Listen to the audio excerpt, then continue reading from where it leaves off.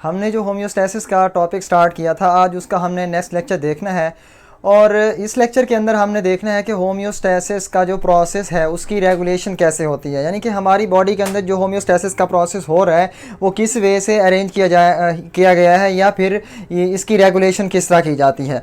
तो हमने अगर अपनी बॉडी या किसी भी ऑर्गेनिज्म के अंदर ये जो रेगुलेशन का प्रोसेस है होम्योस्टैसिस की, ये किस तरह होता है वो देख रहे हैं। हमारे पास अगर हम बात करें होम्योस्टैसिस को रेगुलेट करने की, तो ये हमारी बॉडी या किसी भी ऑर्गेनिज्म की बॉडी के अंदर एक सिस्टम पाया जाता है जो कि इसको कंट्रोल वे से चलाता है या इसको कंट्रोल करता है। तो इस वजह से हम कहते हैं कि वो सिस्टम जो कि क्या करे, हमारी बॉडी को कंट्रोल करे या हमारी बॉडी के अंदर होम्योस्टैटिक रेगुलेशंस को कंट्रोल करे, उसको हम नाम देते हैं कंट्रोल सिस्टम। अब क्योंकि हम बात कर रहे हैं लिविंग ऑर्गेनिज्म की, तो इसी वजह से हम किसको स्टडी करेंगे, लिविंग कंट्रोल सिस्टम को। अब लिविंग कंट्रोल सिस्टम जो है ना, जो कि क्या करता है, एक ऑर्गेनिज्म की बॉडी के अंदर होम्योस्टैटिक रेगुलेशंस को कंट्रोल करता है, वो एग्जैक्टली वर्क करता है as same as physical system जो हमें सराउंडिंग के अंदर देखने को मिलते हैं, लाइक हमारे ओवन हो गए, लाइक हमारी आयरन हो गई, इसी तरह जो है ना इंक्यूबेटर्स वगैरह आ जाते हैं इसके अंदर। तो वो किस बेस फिजिकल, हमारे पास फिजिकल सिस्टम है जो कि सराउंडिंग के अंदर काम कर रहे होते हैं। तो हमारी बॉडी के अंदर जो लिविंग कंट्रोल सिस्टम है वो भी किस प्रिंसिपल को फॉलो करता है, जिस प्रिंसिपल के ऊपर आपका फिजिकल कंट्रोल सिस्टम काम कर रहा होता है उसी को फॉलो करके हमारा लिविंग कंट्रोल सिस्टम हमारी बॉडी को कंट्रोल कर रहा होता है। लाइक अगर वाटर की कंसंट्रेशन को, वाटर की के लिए होम्योस्टैसिस का प्रोसेस करवाना है, यानी कि ऑस्मो रेगुलेशन करवानी है, तब हमारा कंट्रोल सिस्टम कैसे काम करता है, जब हमारी बॉडी के अंदर जो टेम्परेचर है उसको रेगुलेट करना है, तो उसके लिए हमारा कंट्रोल सिस्टम कैसे काम करता है। इसी तरह मिनरल्स वगैरह, सॉल्यूट्स वगैरह, प्रोटीन जिनके अंदर हमने बात की थी, फास्फेट वगैरह, उनको अगर हमने मेंटेन करना है तब हमारा कंट्रोल सिस्टम कैसे काम करेगा। इसी तरह हमने बाकी काफ़ी सारी एग्जांपल्स की बात की थी। लाइक हमने कहा कि हमारी बॉडी के अंदर जो वेस्ट मटेरियल बन रहे हैं उनके अंदर हमने मेनली नाइट्रोजनस वेस्ट की बात की थी। तो उन चीज़ों को किस वे से कंट्रोल किया जाता है, तो उसके लिए हमारा लिविंग कंट्रोल सिस्टम किस मैकेनिज्म को, किसके रूल को फॉलो करते हैं, फिजिकल कंट्रोल सिस्टम को। तो इसी वजह से हम यहाँ पर होम्योस्टैटिक रेगुलेशन के अंदर दो तरह के सिस्टम को डिस्कस करेंगे। एक आपके पास है फिजिकल कंट्रोल सिस्टम और दूसरा है लिविंग कंट्रोल सिस्टम। तो हम इनको कंपैरिजन के साथ लेके चलेंगे ताकि हमारे लिए आसानी हो जाए, हम आसानी से इनको दोनों को समझ लें। पहले बात करते हैं फिजिकल कंट्रोल सिस्टम की। तो फिजिकल कंट्रोल सिस्टम कैसे वर्क करता है, इधर हम बात करेंगे कि इसके अंदर 3 कंपोनेंट्स जो होते हैं जो कि मेनली फंक्शन कर रहे होते हैं, और जो आपका लिविंग कंट्रोल सिस्टम है वहां पर भी मेन 3 कंपोनेंट्स होते हैं जो लिविंग कंट्रोल सिस्टम के अंदर वर्क करते हैं और होम्योस्टैटिक रेगुलेशंस को कंट्रोल करते हैं। अब फिजिकल कंट्रोल सिस्टम के अंदर जो 3 कंपोनेंट्स हैं वो 3 हैं, sensor, control centre and last one effector. इसी तरह जो लिविंग कंट्रोल सिस्टम है उधर भी कितने आपके पास हैं components, 3, receptor, control centre and effector. अब देखें सेंसर वो चीज होती है जो कि किसी चीज को सेंस करती है, वो इंस्ट्रूमेंट जो कि क्या करे, किसी चीज को सेंस करे, उसे हम नाम देते हैं सेंसर का।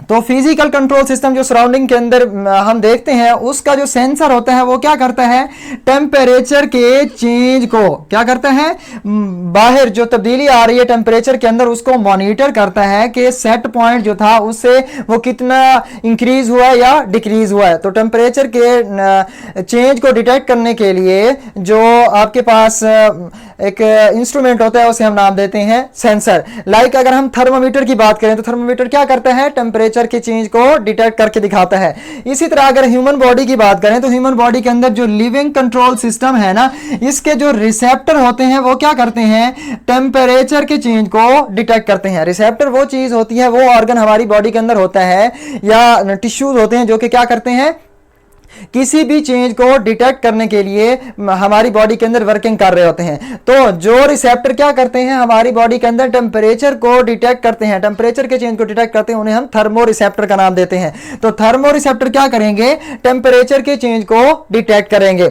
अब दूसरा जो पॉइंट है हमारे पास है कंट्रोल सेंटर का। अब कंट्रोल सेंटर जहां पर भी होगा, चाहे फिजिकल कंट्रोल सेंटर है या लिविंग कंट्रोल सेंटर है, दोनों जगह कंट्रोल सेंटर का काम क्या है कि एक्शन लेना है। एक्शन क्या लेना है कि बाहर जो चेंज आई है टेम्परेचर के अंदर वो कैसी है, कि टेम्परेचर डिक्रीज हुआ है या इंक्रीज हुआ है। फिर उसके उसके लिए डिसीजन मेकिंग करके के आगे टेम्परेचर जो आपके पास फिजिकल कंट्रोल सिस्टम है उसके अंदर टेम्परेचर को इंक्रीज करना है या डिक्रीज करना है। इसी तरह जो लिविंग बॉडी होती है उसका जो लिविंग कंट्रोल सिस्टम है उसका जो कंट्रोल सेंटर होता है वो डिसाइड करता है कि अब क्या करना है। कंट्रोल सेंटर डिसाइड करता है कि टेम्परेचर को, अब बॉडी का जो टेम्परेचर है उसको इंक्रीज करना है या डिक्रीज करना है। तो बाहर की चेंज को देखते हुए कंट्रोल सेंटर क्या करता है, एक्शन लेता है। फिर क्या करते हैं, अगर फिजिकल कंट्रोल सिस्टम है उसका जो कंट्रोल सेंटर होगा वो क्या करेगा, या तो हीटर को ऑन करेगा या फिर क्या कर देगा, कूलर को ऑन कर देगा। इस तरह क्या होगा कि वो टेम्परेचर के चेंज को सेट पॉइंट के ऊपर कंट्रोल करता है। इस तरह अगर हम बात करें लिविंग कंट्रोल सिस्टम की तो उसके अंदर कंट्रोल सेंटर जो होता है वो क्या कर रहा होता है, एक्शन लेता है। किस तरह एक्शन लेता है कि बॉडी के टेम्परेचर को या तो वो डिक्रीज कर देता है या फिर इंक्रीज कर देता है। थर्ड पॉइंट की बात करें तो वो है आपके पास इफेक्टर, यानी कि अगर हम बात करें एक्शन लेने वाले स्ट्रक्चर्स की, एक्शन लेने वाले ऑर्गन्स की, तो वो क्या आते हैं आपके पास, इफेक्टर्स आते हैं। तो अगर हम बात करें फिजिकल कंट्रोल सिस्टम के इफेक्टर्स की तो वो क्या करते हैं, रेस्पॉन्स तो जनरेट करवाते हैं, कोई ना कोई जवाब तो देते हैं। वो एक्शन जो जनरेट करवाते हैं वो क्या होता है।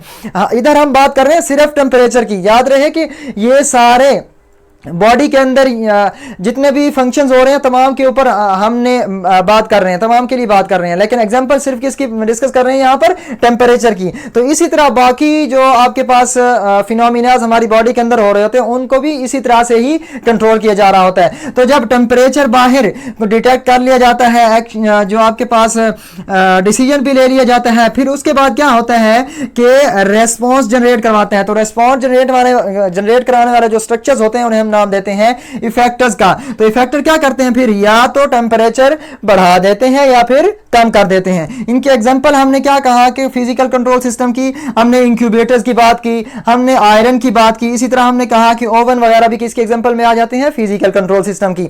इसी तरह अगर हम बात करें लिविंग कंट्रोल सिस्टम की तो उसके अंदर रिसेप्टर क्या कर रहे थे, टेम्परेचर के चेंज को डिटेक्ट कर रहे थे। कंट्रोल सेंटर क्या कर रहा था, डिसीजन मेकिंग की पावर थी उसके पास कि एक्शन कैसा लेना है। उसके बाद एक्शन जनरेट करवाने वाले जो स्ट्रक्चर थे, जो ऑर्गन्स थे, उनको हम क्या नाम दे रहे थे, इफेक्टर। इफेक्टर क्या करवाते हैं, रेस्पॉन्स शो करवाते हैं, एक्शन लेते हैं। अब ये जो एक्शन होते हैं हमारी बॉडी के अंदर लिविंग कंट्रोल सिस्टम ले रहा होता है वो मेनली कौन सा होता है, नेगेटिव फीडबैक मैकेनिज्म को फॉलो करके ले रहा होता है। अब नेगेटिव फीडबैक मैकेनिज्म का फायदा क्या है, इसका फायदा यह है कि अगर हम देखें कि बाहर टेम्परेचर ज्यादा हो गया है, गर्मियों का सीजन है, टेम्परेचर का जो लेवल है वो ज्यादा हो गया, तो उसके नतीजे में हमारी बॉडी का जो टेम्परेचर है अगर उसी के साथ ही ज्यादा हो जाएगा तो हमारी बॉडी डेथ का शिकार हो जाएगी और हमारी बॉडी के डिफरेंट जो इंजाइम्स हैं वो प्रॉपरली वर्क नहीं कर पाएंगे, जिसके नतीजे में हमारी बॉडी के डिफरेंट ऑर्गन्स प्रॉपरली वर्क नहीं करेंगे। तो इसके नतीजे में हमारे लिए ये जो कंडीशन होती है नुकसानदेह होती है। तो इसी वजह से हमारी बॉडी किस का सहारा लेती है, नेगेटिव का। नेगेटिव के अंदर क्या होता है कि बाहर अगर टेम्परेचर ज्यादा हुआ है तो हमारी बॉडी क्या करती है, उसका नेगेटिव रिस्पॉन्स देती है। टेम्परेचर बाहर ज्यादा था लेकिन हमारी बॉडी के अंदर जो ये लिविंग कंट्रोल सिस्टम होता है ये क्या कर देता है, टेम्परेचर, बॉडी का टेम्परेचर डिक्रीज कर देता है। तो इस वजह से ये नेगेटिव फीडबैक देता है, इनवर्स रिस्पांस देता है। तो वो रिस्पांस जो कि क्या हो, उलट हो, उस मैकेनिज्म को हम क्या नाम देते हैं, नेगेटिव फीडबैक मैकेनिज्म का नाम देते हैं। इसके अंदर हमारे पास एग्जांपल आ जाती है लिविंग कंट्रोल सिस्टम की, एंडोथर्म। एंडोथर्म बेटा वो एनिमल्स होते हैं, वो ऑर्गेनिजम्स होते हैं जो कि इंटरनली हीट प्रोड्यूस करवा सकते हैं और अपनी बॉडी के टेम्परेचर को मेंटेन कर सकते हैं। उन ऑर्गेनिज्म को हम नाम देते हैं एंडोथर्म्स का। तो ये था आज का हमारा टॉपिक, जिसके अंदर हमने ये टॉपिक डिस्कस किया कि होम्योस्टेसिस को कैसे रेगुलेट किया जाता है। जिस तरह हमने बात की है कि हमारी बॉडी के अंदर लिविंग कंट्रोल सिस्टम वर्क कर रहा होता है और हमारे टेम्परेचर को, हमारी बॉडी के टेम्परेचर को मेंटेन कर पा रहा होता है। इसी तरह हम बात कर लेते हैं वाटर की, कि वाटर के लेवल को कैसे मेंटेन किया जाता है, या वाटर की कंसंट्रेशन बाहर एनवायरनमेंट के अंदर अगर ज़्यादा हो जाती है तो उसको कैसे मेंटेन किया जाता है। अब देखिए हमारे पास दो तरह की मेनली कंडीशंस होती हैं। एक ऐसी कंडीशन होती है जब वाटर ज़्यादा क्वांटिटी में मौजूद होता है, और एक ऐसी कंडीशन होती है जब वाटर की क्वांटिटी लो होती है। तो दोनों कंडीशन हमारे लिए नुकसानदाह हो सकती हैं कि ज़्यादा अगर वाटर है तब हमारे लिए मसला हो सकता है कि हमारी बॉडी के अंदर ज़्यादा पानी चला जाए।